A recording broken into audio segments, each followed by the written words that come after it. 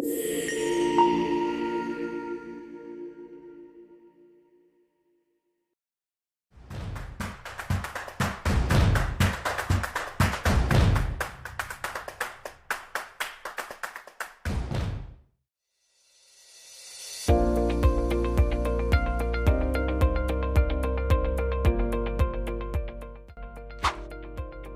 kita mendengar kata laboratorium, apa sih yang terlintas di benak kita? Seringkali kita membayangkannya sebagai sebuah ruangan, tempat yang berisi peralatan-peralatan canggih, komputer, atau alat-alat ukur. Tempat di mana kita mengikuti instruksi praktikum secara rutin. Namun, apakah paradigma ini masih relevan?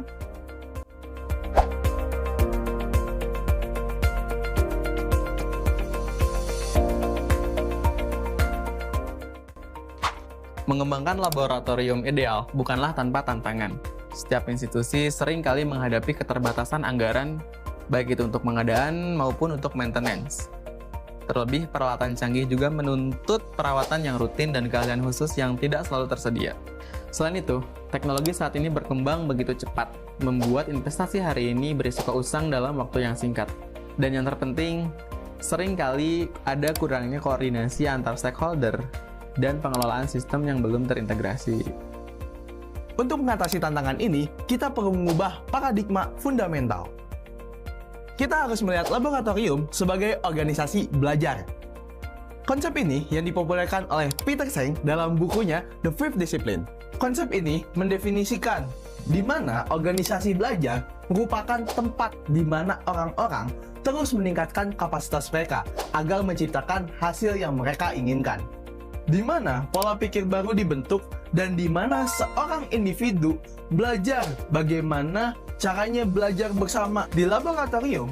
Ini tandai dengan adanya continuous learning, knowledge sharing, dan collaborative innovation yang melibatkan seluruh pihak secara aktif.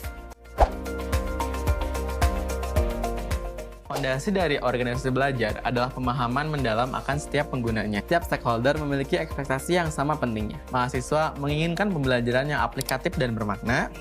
Dosen membutuhkan dukungan untuk riset dan pengajaran yang berkualitas. Lalu teknisi mengharapkan sistem yang efisien, dan institusi mengharapkan outcome pembelajaran yang dapat terukur. Untuk membangun organisasi belajar ini, ada 5 unsur kunci. Yang pertama, visi bersama. Komitmen kolektif terhadap tujuan pembelajaran, serta riset yang jelas dan menginspirasi. Kedua, struktur pengelola. Sistem manajemen yang fleksibel namun terorganisir dengan peran dan tanggung jawab yang jelas. Ketiga, budaya kolaborasi. Ini adalah inti. Lingkungan yang mendorong untuk berbagi pengetahuan, saling mendukung, dan belajar dari kegagalan tanpa rasa takut. Keempat, teknologi tepat guna. Fokusnya bukan hanya mengejar teknologi itu sendiri, tapi peralatan dan sistem yang benar-benar mendukung efektivitas belajar. Kelima, sistem evaluasi. Harus ada feedback yang membangun dan perbaikan berkelanjutan yang melibatkan semua pihak. Dalam ekosistem ini, peran mahasiswa berubah secara drastis. Mahasiswa bukan lagi sekedar user yang pasif, yang hanya mengikuti instruksi. Mahasiswa adalah agen perubahan yang aktif. Sebagai inovator, mahasiswa menciptakan solusi yang kreatif. Lalu sebagai evaluator, mahasiswa memberi feedback yang konstruktif.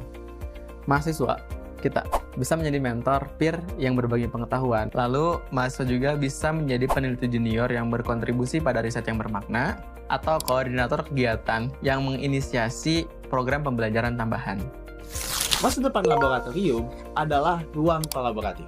Laboratorium sebagai organisasi belajar mengajarkan kita bahwa belajar sejati adalah sebuah kolaborasi, bukan aktivitas individual yang terisolasi. Pembelajaran terbaik terjadi ketika pengetahuan, pengalaman, dan perspektif yang berbeda bertemu dan juga berdialog dalam suatu ruang yang aman dan inspiratif. Mari kita transformasi laboratorium kita.